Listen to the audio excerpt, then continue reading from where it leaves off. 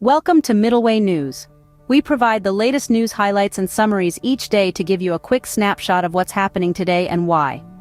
Please note that all of the information contained herein is for informational purposes only. This is a Middleway News YouTube video summary of Tucker Carlson's YouTube interview titled Calley and Casey Means How Big Pharma Keeps You Sick and the Dark Truth About Ozempic and the Pill. Thank you. So you work for Coca-Cola. You were at Stanford Medical School. Can you just give us the baseline condition of health in the United States? Absolutely. So the word I used earlier, destroyed, is not hyperbolic in any way, shape, or form. 74% of American adults now are overweight or obese. Close to 50% of children are overweight or obese. 120 years ago, when someone was obese, there were case reports written about it. Yes. Literally, there were people in the circus if you had obesity. Sideshow fat. Yeah, it was so unusual. It was so unusual. It is now 74% of our country. 77% of young adults are unfit to serve in the military because of these issues like obesity. Now let's talk about diabetes. 50%, a full 50% of American adults have prediabetes or type 2 diabetes, which is a fundamental issue in how our cells— half the country, Tucker, have prediabetes or type 2 diabetes, and 30% of teens now have prediabetes. This was a condition that no pediatrician would have seen in their lifetime 50 years ago. 1% of Americans in 1950 had type 2 diabetes. We have 18% of teens with fatty liver disease, a disease that used to be in late-stage alcoholics. Cancer rates are skyrocketing in the young and the elderly. Young adult cancers are up 79%, and this is the first year in American history we're estimated to have over 2 million cases of cancer. 25% of American women are on an antidepressant medication. 40% of 18-year-olds have a mental health diagnosis. We have the highest infant and maternal mortality rate in the entire developed world, despite spending 2x on infant and maternal care than any other country. So you have a higher risk of dying as a woman giving birth in America than any other developed country in the world. Autism rates in kids are 1 in 36 nationally. This was 1 in 1,500 in the year 2000, and the screening has not changed. The full interview is 2 hours and 20 minutes long, and it has had close to 3 million views already since it was published on August 16th, 2024. Casey Means is a Stanford-educated medical doctor and former medical surgeon. Her brother Calley Means was a lobbyist for Pharma and the food industry. They both quit their jobs in horror when they realized how many people were being killed by the systems they participated in. This is an amazing story. Highlights of the interview. Calley and Casey Means discuss the impact of their book on public health. Casey, a Stanford-trained physician, reveals the flaws in medical training focused on treating symptoms, not root causes. The food industry, influenced by Big Pharma, profits from America's health crisis through ultra-processed foods. Ozempic and other medications are seen as quick fixes rather than addressing the underlying causes of obesity and chronic disease. The rising rates of childhood obesity highlight systemic issues in diet and healthcare. A call for a re-evaluation of how we view health, focusing on prevention and root causes rather than pharmaceutical interventions. And I realized that there's a huge problem in how we're practicing medicine right now, which is we're ignoring the root causes of why Americans are sick. And we're profiting off of patients getting sick and then doing things to them. That's the way the business model of healthcare works. You know, the way that healthcare, which is the largest and fastest growing industry in the United States, makes money is you have more patients in the system having more things done to them for longer periods of time. Emphasizing transparency in politics. Public health crisis. The discussion highlights the urgent need to address the growing health crises in the United States, fueled by misinformation and a flawed healthcare system. Flawed medical education. There is a critical gap in medical education that neglects nutrition and holistic patient care, leading to ineffective treatment methods. Food industry manipulation. The influence of the food and pharmaceutical industries on public health policies perpetuates the cycle of illness and profit. Ozempic's role. The rise of Ozempic underscores a troubling trend of relying on medications to mask symptoms rather than addressing unhealthy lifestyles. Childhood health crisis. The alarming increase in childhood obesity rates reflects deeper societal issues regarding food access and education. Shift in health perspective. Emphasizing the need for a paradigm shift towards preventive care and the root causes of diseases rather than reactive treatments. Now, the thing that people need to understand is that all of these conditions are caused or driven by the exact same thing, which is metabolic dysfunction, this core foundational issue of how our bodies on the cellular level function, which is driven by our toxic food system and our toxic environment. These subtle, insidious forces that are creating slow, progressive illness starting now in fetal life that allow patients to be profitable and on the pharma treadmill for their entire lives. They make us sick, but they don't kill us, and then we are drugged for life. This chapter delves into the intricate relationship between big pharma, the food industry, and the deteriorating health of the American population. It highlights how systemic issues within these sectors contribute to a rise in chronic diseases and the reliance on pharmaceuticals for treatment, rather than addressing root causes. Key concepts include metabolic dysfunction, chronic diseases, ultra-processed foods, and the pharmaceutical treadmill. You know, we're debating on the margins right now on the left and the right about how to change page 300 of Medicare Part D, unless we're attacking the core incentive that was embedded by Obamacare, which was probably the deadliest law passed in recent history. What Obamacare did is it ingrained the incentive that the medical system makes more money when people get sicker. Through this populist idea of like taking on the insurance companies, it said insurance companies can only make a 15% profit margin medical loss ratio. They need to pay out 85% of their spending. But because now insurance companies can only get 15%, but by law, enshrined in Obamacare, they can raise premiums to get that 15%, what's their incentive? Your incentive is for the pie to grow. Your incentive is for costs to go up. So Obamacare actually incentivized insurance companies to have no cost controls. What does no cost controls mean? It means more people getting sick. So we're talking about inflation a lot right now. By far, the top driver of inflation in America right now is healthcare. And that's happening because there's no rein on cost. There's no rein on cost because everyone makes money when we get sicker. That's Even how it all insurance connects. Companies. That's so if how it all 85% of their budget has to go to care, they take 15% by law from Obamacare. The more that we spend actually on healthcare, the more expenditures for patients, the more their 15% grows. That's crazy. So, I mean, in a functioning system, of course, insurers would have the greatest possible Right. incentive Not to here. keep illness down. Obamacare, out of a populist kind of, we're gonna cap their profit margins. But they lobbied, again, they can raise prices to get that 15%. So there is zero, and I mean this, every single institution that impacts our health, insurance companies, pharma companies, hospitals, medical schools, they make more money when more Americans are sicker for longer periods of time, and they lose money when Americans get healthy. It's just absolutely That's amazing. the incentive. And then you go to Medicaid, which I talked about. There's just a huge incentive for more and more poor people to get sick, because that's an annuity then to the pharma companies.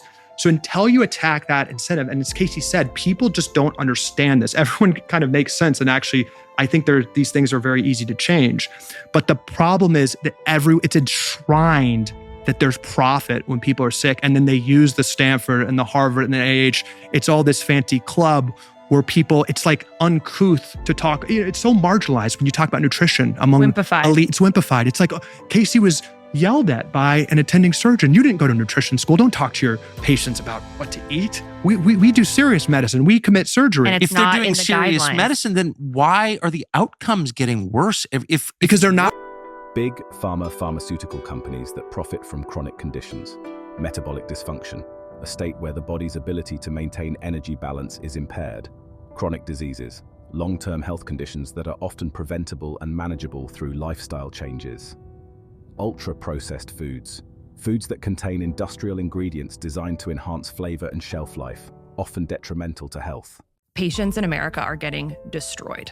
Children, adults, the elderly. You look around at what's happening in Americans, and our health is getting worse every single year. Patients in America are getting much sicker every year, more depressed. We're getting infertile. And life expectancy is going down in a country that's spending almost 2x more than any other country in the world. The crisis of American health. Deteriorating health statistics. 74% of American adults are overweight or obese. 50% of children face chronic health issues. There are rising rates of diabetes, mental health conditions, and autoimmune diseases. Healthcare spending. The US spends more on healthcare than any other nation, yet health continues to decline. The role of medical education, medical training issues. Most medical schools do not require classes on nutrition. Training is heavily influenced by pharmaceutical funding, leading to a focus on medication rather than preventive care. Specialization versus holistic care. The current system promotes specialization, which often results in fragmented care that overlooks the interconnectedness of bodily systems. But the system is rigged against the American patient to create diseases and then profit off of them. This is happening across almost every lever of our major industries, from processed food to tech to pharma. And so really what Americans need to understand is that these trends can stop immediately. We need to understand why we're sick, which is our primarily our toxic food system, and the ways that systematically several industries are profiting off of our addiction and illness. And if we can understand that and create very simple top-down and bottom-up strategies to address it, Americans will become rapidly healthier. And the food industry's influence, processed food and lobbying.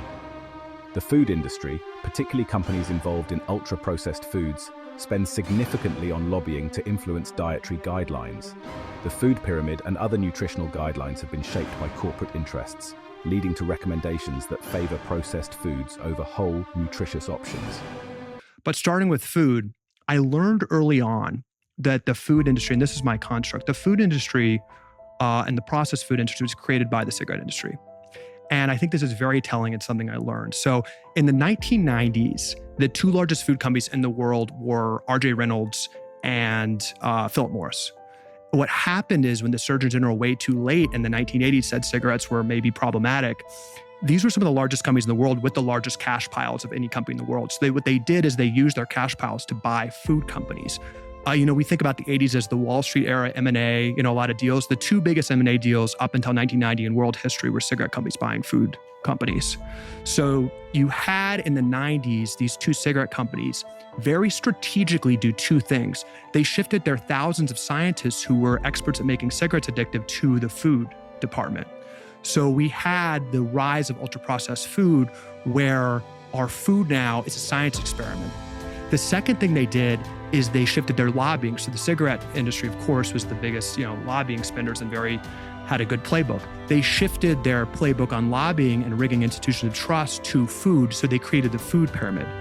Historical context. The rise of the processed food industry can be traced back to the merger of tobacco and food companies, using tactics to make food addictive and unhealthy. The pharmaceutical treadmill. Reliance on medication. A significant portion of healthcare spending is directed towards managing chronic diseases rather than preventing them. Medications like Ozempic are becoming standard treatments for obesity without addressing underlying lifestyle issues. Economic implications. If the proposed legislation to cover obesity medications under Medicaid passes, it could lead to massive expenditures without improving overall public health. Personal experiences and case studies, personal testimonies. Casey and Calley Means share their journeys, with Casey recounting how her mother's unfortunate death from cancer exemplifies the failures of the medical system. Cultural impact. The chapter discusses how societal perceptions of health and wellness are shaped by powerful industries, leading to a normalization of unhealthy practices. The case against the birth control pill. This chapter raises concerns about the widespread use of hormonal contraceptives and their effects on women's health, arguing that they may contribute to long-term health issues. The discussion also connects the contraceptive pill to broader themes of control over women's health and the commodification of life. Doctors simply aren't learning why people are getting sick, which we'd all assume they do.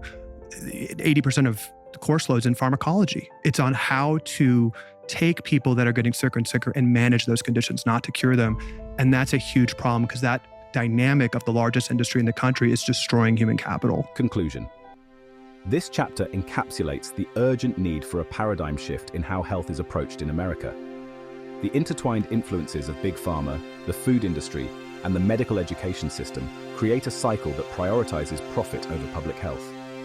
There is a pressing need for a re-evaluation of dietary guidelines, a focus on preventive care, and a holistic understanding of health that considers the impacts of environment, nutrition, and lifestyle on well-being. The foundation of our diet is ingredients that we aren't biologically made to eat, that didn't exist 100 years ago. The foundation of our diet is three things when you look at any label. It's added sugar, processed sugar, which basically didn't exist 100 years ago. It's just from natural sources. Ultra-processed grains, which were invented 100 years ago. The processing takes the fiber off. They're basically hidden sugars, devoid of nutritional value. And seed oils. Seed oils are the top source of American calories. And this is actually seed oil. Seed oil. The top Yeah. source of American calories. Soybean oil, canola oil. This is the baseline of American calories right now. And these seed oils were actually created by John D. Rockefeller as a byproduct of oil production. It's basically engine lubricant. And the Rockefeller and those aligned with him actually lobbied to have this suitable for human consumption. That's how seed oils came into the American diet. They're much cheaper, but they're highly inflammatory. And just by definition, just at the highest level, these ingredients and all the chemicals we can't name that are in ultra-processed food are not natural ingredients that our bodies are made to handle. So there's, as we talk about in Good Energy, this produces a lot of side effects to ourselves. The food industry isn't trying to kill Americans. They're trying to make food cheap and addictive. Now, let's take a look at some key quotes in the interview and cover a range of deeply impactful statements from Casey and Calley Means, focusing on the corruption within the American healthcare and food industries. Here are some key quotes and an analysis of why they are so impactful. What I learned quickly is that the campaign's over, you work for the biggest spenders in DC, and I found myself across the desk from food industry and the pharma industry. The pharma industry spends 5 times more in DC than the oil industry. By far the biggest spender. Bipartisan, you're working for pharma. So as a physician, I took an oath to do no harm, and I took an oath to help patients thrive. And so the way that we can do that is by helping people understand the levers of corruption that are essentially keeping us sick. Patients in America are getting destroyed. We're getting infertile. And life expectancy is going down in a country that's spending almost twice as much as any other country in the world. I realize that there's a huge problem in how we're practicing medicine right now, which is that we're ignoring the root causes of why Americans are sick, and we're profiting off of patients getting sick and then doing things to them. The system is rigged against the American patient to create diseases and then profit off of them. The reasons why Americans are getting sicker every year are very simple. Our toxic food system and the ways that systematically several industries are profiting off of our addiction and illness. This statement simplifies the complex issue of declining public health by pointing to a toxic food system as a primary cause. The word systematically suggests that these problems are not accidental, but are the result of deliberate policies and practices. This is impactful because it ties the problem of public health directly to the structure of the food industry and its influence over consumer habits and health outcomes. It also highlights the role of addiction in this cycle, drawing a parallel between food and other addictive substances. Most important issue in the country. It's an issue of corruption that starts at Stanford Med School being 50% funded by Pharma and not training doctors on one nutrition class. Stanford Med School, Harvard Med School, 90% of med schools don't offer or require one nutrition class. I'll say this, just as a demonstrable fact, our child's environment is to an unprecedented degree full of hormone disrupting chemicals. The assault on a child's cells and hormones is unrelenting right now. Unrelenting. And their bodies are small. They can't handle it, So you take a child and you put them on a screen the average kid is using a screen 7 hours a day. Okay, and so this is hitting their dopamine. So that's one input. We're eating a credit card's worth of plastic per week, right? And these are hormone disrupting chemicals. These trends can stop immediately. If we can understand that and create very simple top-down and bottom-up strategies to address it, Americans will become rapidly healthier. This quote is optimistic and empowering, suggesting that the dire health trends in America are not inevitable and can be reversed. The mention of top-down and bottom-up strategies indicates that both policy changes and individual actions are necessary to create change. This is impactful because it offers hope and a clear path forward, contrasting with the often overwhelming and pessimistic narratives surrounding public health issues. So I don't understand, why would you treat a child on his first day of life for illnesses for a fact he doesn't have and isn't going to get? So this is what I saw working for Pharma. So let's get out of the passion of this debate and just talk about the economic incentives. Let's take the Hep B, okay? There's actually no dynamic in American capitalism like the vaccine schedule, because the second you get something on that schedule, the government's paying hundreds of billions of dollars for a product that's then mandated for every single American living. So I'm just speaking again, let's not even get into the efficacy of vaccines. No, we're talking math. From an academic, I'm talking math. Working with the pharma industry, it's a huge economic imperative to get more and more vaccines on the schedule. You couldn't watch the Olympics this past couple weeks ago without seeing just ad after ad for actually new vaccines. This is big business, right? Hundreds of billions of dollars. And again, once you get it approved, what happens? It's paid for everyone. And you have the most trusted institutions in the world calling anyone a war criminal for even asking a question about it. So this is well known by the industry. In campaigns over, you work for the biggest spenders in DC. The food industry spends 5 times more in DC than the oil industry, by far the biggest spender. This statement highlights the enormous influence that the food industry wields in American politics. The comparison to the oil industry, a sector already infamous for its lobbying power, underscores the scale of this influence. It's impactful because it reveals the depth of the food industry's involvement in shaping policies that affect public health, suggesting that political and economic interests are being prioritized over the well-being of the population.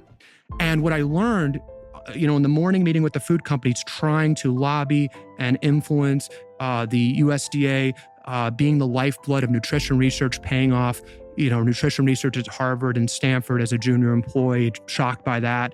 So you saw that?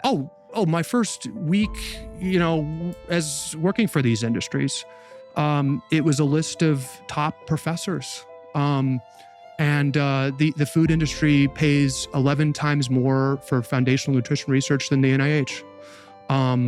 You go to any nutrition school in the country, the lifeblood of their school, they'll proudly admit this is from the processed food industry. In the past 2 years, there's been 50,000 peer-reviewed research studies on nutrition. The food pyramid that was an ultra-processed food marketing document. The criminal part, the devil's bargain, is that the healthcare system you'd expect to be speaking out about why we're getting so sick, but they're not only silent on the reasons, they're complicit. It's the selective outrage. Why are we so concerned about talking about vaccines? Why is it such an impetus from our trusted institutions that you are a horrible parent if you even ask a question about 72 shots to your kids? And why isn't there that level of urgency around childhood nutrition? Or childhood chronic disease. Or childhood chronic disease. Why is it, we can't possibly expect parents not to load their kids with a bunch of sugar and all these toxic ingredients? And by the way, those people can't afford whole food. It's actually racist and classist to even suggest people should be able to afford organic food. 1 in 32 from 1 in 1,500. In California, 1 in 36 right now. It was 1 in 1,500. In California, it's 1 in 22. One of the worst states in the country for autism. So this is just a smattering. What the hell? And all of these conditions. And I could go on and on. Autoimmune diseases, infertility is at peak rates. I don't know how this is not front page news. Infertility is going up 1% per year. Sperm counts are going down 1% per year since the 1970s. Sperm counts are down 50%. Continuing to drop? Continuing to drop. At an increasing rate. Our bodies are crying out for help. 26% of women have polycystic ovarian syndrome. Doctors simply aren't learning why people are getting sick. The largest industry in the country is destroying human capital. These subtle, insidious forces that are creating slow, progressive illness, starting now in fetal life, that allow patients to be profitable and on the pharma treadmill for their entire lives. So from literally the day we are born, we are put on the pharma treadmill for reasons that are very strange. Once you get something on that schedule, the government's paying hundreds of billions of dollars for a product that's been mandated for every single American living. Largely because of our food system and other metabolic habits we can talk about, but largely because of our rise of ultra-processed food that's really hacking our cells and really hijacking our cells. The criminal part, the devil's bargain, is that the healthcare system, you'd expect to be speaking out about why we're getting so sick, but they're not only silent on the reasons, they're not only trained Casey the first day of Stanford med school, that we're basically taking it as a given that people are lazy and going to get sick, we're just going to profit from treating them. They're silent enough, they're actually complicit. Working for Coke, I helped steer money to the American— Coca-Cola. Yeah, working for Coca-Cola, they actually pay money to the American Diabetes Association. They actually pay money to the American Academy of Pediatrics. If there's one thing the American Diabetes Association, which sets the standard of care for diabetes management, should be doing, they should be saying, we're not going to accept money from Coke, which is diabetes water. They accept money from Coke. So there's that's like Tyson Chicken subsidizing PETA. Right. It doesn't kind of make any sense. It doesn't make sense. Why is it that the only vitriol, the only thing that's being censored, the only thing that's being enforced in a top-down way is absolute adherence to pharmaceutical products? So the cigarette industry, through the food companies they bought, paid off the FDA, the USDA, Harvard to create reports saying sugar doesn't cause obesity.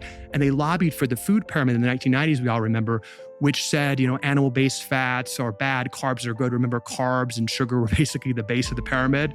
So the American diet, because of that, because we trust our medical institutions, which they know, we shifted our diet significantly to ultra-processed food. It was very intentional, the food pyramid. That was a ultra-processed food marketing document that carbs were fine, sugar was fine. And that shifted, and you look at dietary patterns. Today, a child diet is 70% ultra-processed food. Now, what does that mean, right? Those are literally foods invented by the cigarette industry to addict kids. Obviously we've got sugar, but there's thousands of different ingredients and science concoctions that scientists work in a lab to make it more palatable, to make it more addictive.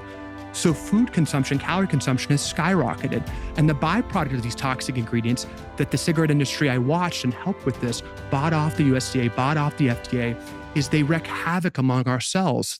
The most dangerous thing you can do in America right now, obviously, is ask the question why. This statement suggests that questioning the status quo, particularly in the context of healthcare and pharmaceutical practices, is met with resistance or even suppression. The quote emphasizes the idea that critical thinking and inquiry are discouraged, which is alarming in a society that values freedom of thought and expression. It hints at a broader issue of censorship and the suppression of dissenting voices, especially in the context of powerful industries. We can't possibly expect parents, to have non-toxic food, but when it comes to pharmaceutical interventions, there's no price too high, and if you don't follow it to a T, you're a terrible person. Why is it when we have 9 out of 10 killers of Americans are preventable lifestyle conditions, when 95% of medical costs go towards reversible chronic conditions that Casey's talking about, why isn't there that urgency of the medical community educating parents about why people are getting sick? And really the only vitriol, the only thing that's being censored, the only thing that's being enforced from the top down is absolute adherence to pharmaceutical products. We are paid for volume, not outcomes. This quote points to a fundamental flaw in the healthcare system, where the focus is on the quantity of care provided, rather than the quality or effectiveness of that care. The phrase encapsulates a key criticism of the healthcare industry. The incentive structure is misaligned with patient well-being. Instead of rewarding doctors for improving health outcomes, the system rewards them for seeing more patients and performing more procedures, potentially leading to overtreatment or unnecessary interventions. Now, the thing that people need to understand is that all of these conditions are caused or driven by the exact same thing, which is metabolic dysfunction, this core foundational issue of how our bodies on the cellular level function, which is driven by our toxic food system and our toxic environment. These subtle, insidious forces that are creating slow, progressive illness starting now in fetal life that allow patients to be profitable and on the pharma treadmill for their entire lives. They make us sick, but they don't kill us, and then we are drugged for life. Why isn't there that urgency around child nutrition or childhood chronic disease? They draw attention to the lack of emphasis on addressing foundational health issues like nutrition and chronic diseases in children, compared to the focus on pharmaceutical interventions. This quote challenges the priorities of the healthcare system, questioning why more effort isn't put into preventive care and addressing the root causes of health problems. The rhetorical question underscores a perceived imbalance in how health issues are approached, suggesting that financial incentives may drive this discrepancy. You follow the guidelines, but the guidelines cherry-pick research from the canon of scientific literature. This statement criticizes the process by which medical guidelines are established, suggesting that they may be biased or selectively based on research that supports certain interests. Focused on incentives. Incentives are everything. Incentives are why Americans are sick right now. If we changed the incentives, we'd get healthy in 2 years. Our country would be the most competitive country in the world. My parents' incentive in our family was to ask questions, not to have any stars or marks or anything, So what was celebrated in our family was sitting down at the dinner table in DC and asking questions. And we're the only animal that has peer-reviewed nutrition studies, and we're the only animals that are systematically obese, diabetic. and being crippled by metabolic dysfunction. We're born with an innate sense of knowing what's right for us. The problem very strategically, and this is well known among the industry, is that ultra-processed food does, because they're able to do this science experiment with our food, it hijacks our biology, it hijacks our satiety signals. High fructose corn syrup, fructose, it makes us want to eat more.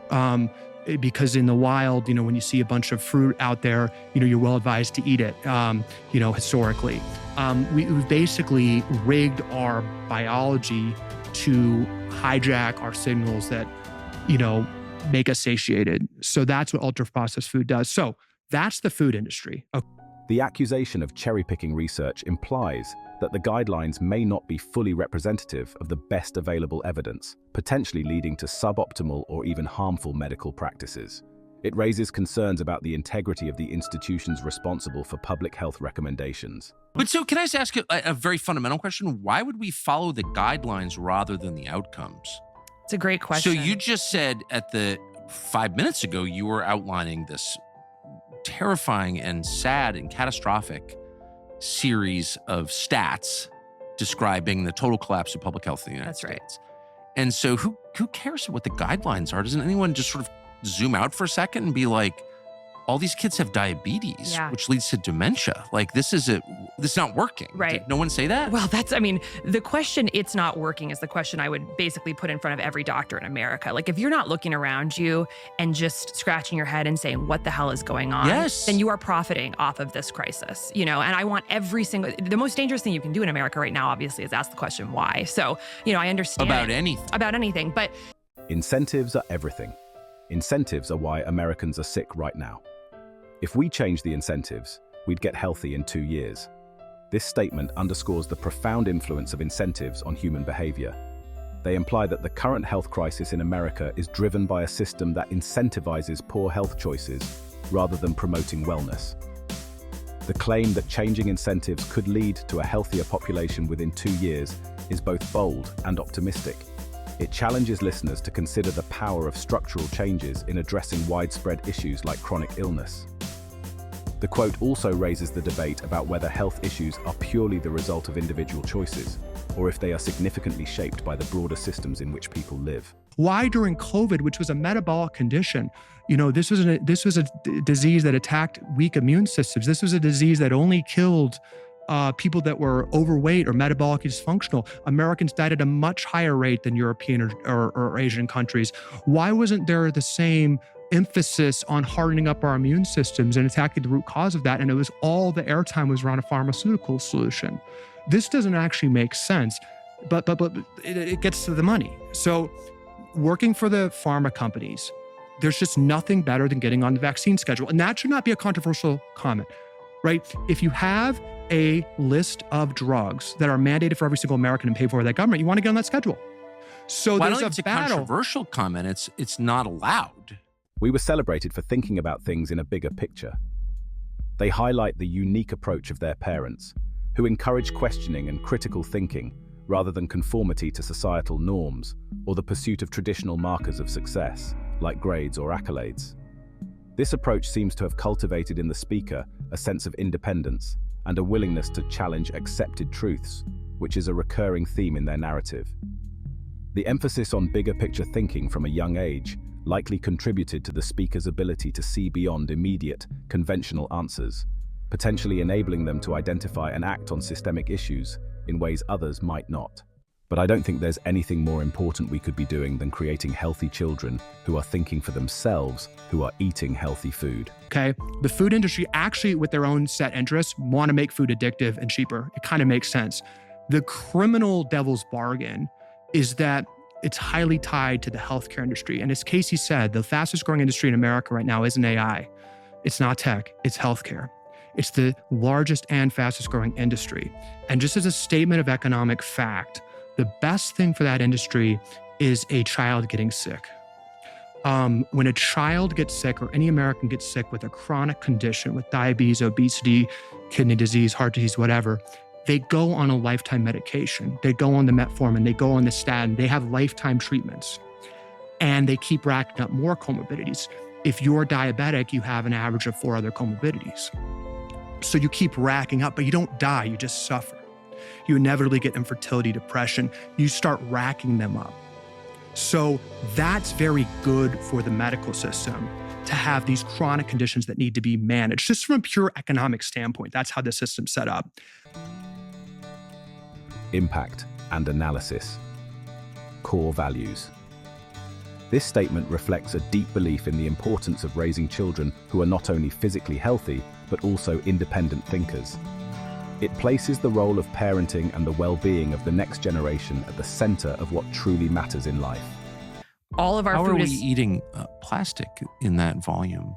well, plastics are in everything now. They're in our air. There are nanoparticles of plastic in the air we're breathing. They're in our water. They're covering every piece of food that we buy in the grocery store. You go to Europe, all the vegetables are just, they're just in these free markets, they're not packaged. In the US, you go to Trader Joe's, every single piece of food is covered in plastic.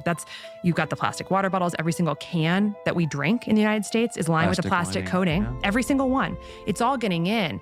And this can actually directly disrupt our mitochondrial function, which is the metabolic machinery of the cell. So microplastics actually can disrupt the way we make energy in the body, and we know that metabolic issues are the root cause of every chronic illness facing Americans today.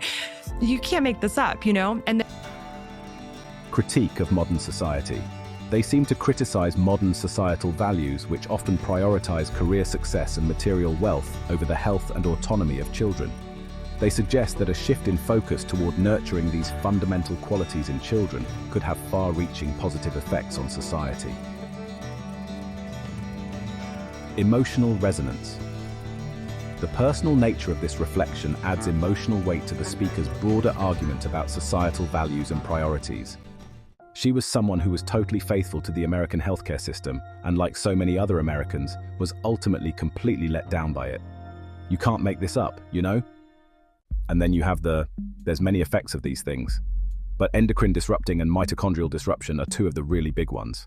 The assault on a child's cells and hormones is unrelenting right now. Unrelenting. The interview paints a picture of a healthcare system deeply intertwined with economic incentives that may not always align with patient well-being. the amount of added sugar that we're eating in this country is astronomical. The average American is eating over 100 pounds of added sugar per year. In the 1800s, it was less than 5 pounds. So we are overwhelming our bodies with this material that is destroying our cellular health. Like all of that, the body has to do something with all of that sugar, right? And so the body is primed, knows how to turn sugar into energy. That's what the mitochondria does. That's what metabolic health is, okay? But if you're putting on 10, 20, 30 times the amount of sugar, this substrate for energy that the body has been used to doing or can handle, you're going to gum up the system. You're going to destroy the system. It's too much work for the body. So what happens? We get dysfunction, we get metabolic dysfunction, we get prediabetes and diabetes. And where does all that sugar go? Sugar gets converted to fat, okay? And so that's why we're all getting so heavy, in part because of all this excess sugar we're eating that has to go somewhere. It's literally converted to fat in the body. And so it's astronomical, and 50% of Americans now have a blood sugar disorder. This hits back to ultra-processed food, okay? So liquid sugar in the form of a Coke, right? You chug one Coke, that's like the sugar of, 15 oranges, right? And the oranges have the fiber. So you couldn't even physically eat all of the whole food, unprocessed food, to get the sugar that's weaponized in those sugary drinks and all the things we're getting at Starbucks and all the things kids are drinking, even juice, which Michelle Obama is now supporting as sugar water, Fuzzy. Literally. She is now promoting sugar water for kids. Because it's a better than soda option. But it's still high in sugar. So why is she doing that? Because she wants to make money. Oh, so she's like a flack for some sugar company. Oh, no. She partnered with a private equity company that specializes in junk food influencer partnerships. Actually? Oh, yeah. They're a private equity company that works on the Rocks energy drink and specializes in partnerships where high-level influencers partner to promote junk food. And she is the chief spokesperson and co-founder of Plezzy, which is a sugar water for kids. It has less sugar than soda, so it's they can addictive. advertise that it's better than juice or It's sugar water. Kids should be drinking water. It's a safer cigarette. And milk. What if Michelle Obama said that? What if Michelle Obama endorsed water bottles? Stop drinking sugar water. Kids shouldn't be drinking sugar. Like the fact that the USDA and Michelle Obama can't say that. Michelle Obama was right in the first year talking about food, but she was directly bought off. She was directly influenced by the food companies. John Kerry, Teresa Heinz, there was a lot of people that got to Michelle. This is well documented. And she shifted everything to exercise. And the exercise group that she then partnered with was actually funded by ultra-processed food companies. And she shifted all to exercise and totally stopped talking about food.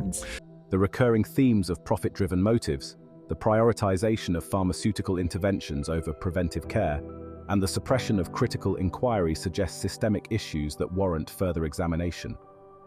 They call us to reevaluate how healthcare is practiced and to consider alternative approaches that prioritize holistic and preventative care. They reveal deep concerns about societal structures, personal values, and systemic failures. They challenge listeners to reflect on their own beliefs and the systems they participate in, encouraging a shift towards more holistic, health-conscious, and independent ways of thinking and living. Thank you for watching the Middle Way News Daily Update.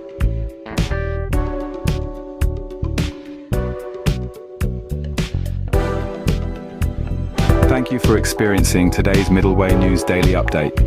We hope you enjoyed today's top news highlights and summaries. Be sure to check out our other Middle Way News services, products, summaries, updates, videos, podcasts, and more.